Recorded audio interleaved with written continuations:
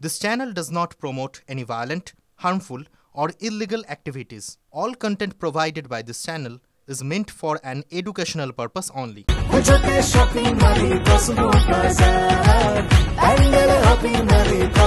Cosmo বাজার পুজো shopping two pandal hopping সঙ্গে রয়েছে দারুণ আকর্ষণীয় উপহার। কর্ণাটকে ভোট চুরির নয়া অভিযোগ রাহুলের। নিশানা কমিশনকে সফটওয়্যার ব্যবহার করে ভোটার তালিকা থেকে নাম মোছার অভিযোগ।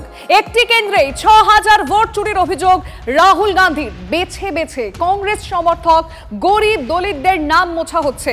তদন্তে সিআইডিকে সহযোগিতা করছে না কমিশন, অভিযোগ কংগ্রেস সাংসদের। कर्नाटका सीआईडी ने केस चालू किया कि वोटर कौन है, ये फोन किसके हैं, ये आईपी एड्रेस क्या है, ओटीपी कहां गया, इन चीजों के बारे में इन्वेस्टिगेशन शुरू होती है। 18 चिट्ठी CID Karnataka, no answer from chief election commission, no answer from election commission. जिन चीजों की जरूरत थी वो नहीं दी, जिसकी जरूरत नहीं थी वो सारी दे दी। पहला सबूत, आखिरी लेटर सितंबर में गया है, कुछ ही दिन पहले, no reply from EC.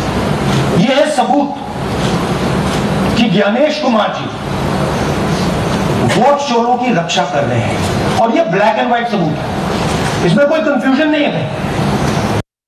Rahul গান্ধীর অভিযোগ ভিত্তিহীন, পাল্টা দাবি নির্বাচন কমিশনের। অনলাইনে ভোট ডিলিট করা যায় না, ফর্ম পূরণেও ডিলিট হয় না।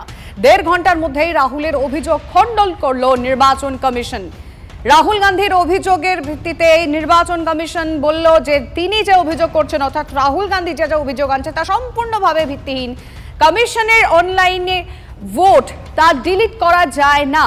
শ্রাবন্তী সাহা আমাদের প্রতিনিধির সঙ্গে আমি কথা বলতে চাইবো। শ্রাবন্তী, ইলেকশন কমিশনের তরফ থেকে ঠিক কি রিপ্লাই এলো?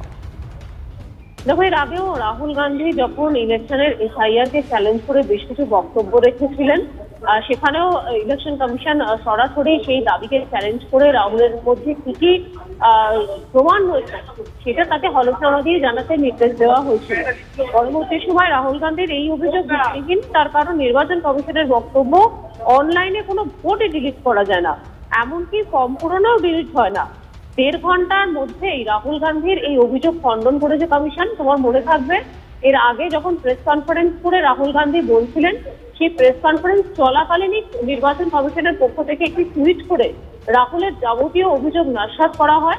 একই সঙ্গে যদি সত্যি এরকম কিছু ঘটে থাকে, ভোটে কারচুপির অভিযোগ এনেছিলেন রাহুল সেই সময়, তাহলে এফিডেভিট দিয়ে জানানোর নির্দেশ দেওয়া হয়েছিল। আজকে শুধুমাত্র ১.৫ ঘন্টার মধ্যে এই ধরনের পদক্ষেপ নিয়েছে কমিশন। খুব স্বাভাবিক, আগামী দিনেও যখনই রাজনৈতিক নেতারা এই ধরনের যদি কোনো মন্তব্য করেন, সরাসরি এভাবেই তার উত্তর দেবে নির্বাচন কমিশন। এবং সেক্ষেত্রে দেশের অন্যতম বলা যেতে পারে গুরুত্বপূর্ণ নেতা রাহুল গান্ধীর ক্ষেত্রেই এই ধরনের আচরণ করে নির্বাচন কমিশন এটা স্পষ্ট করলো, যাতে গোটা দেশে কোনো ভুল বার্তা না ছড়ায়। ধন্যবাদ।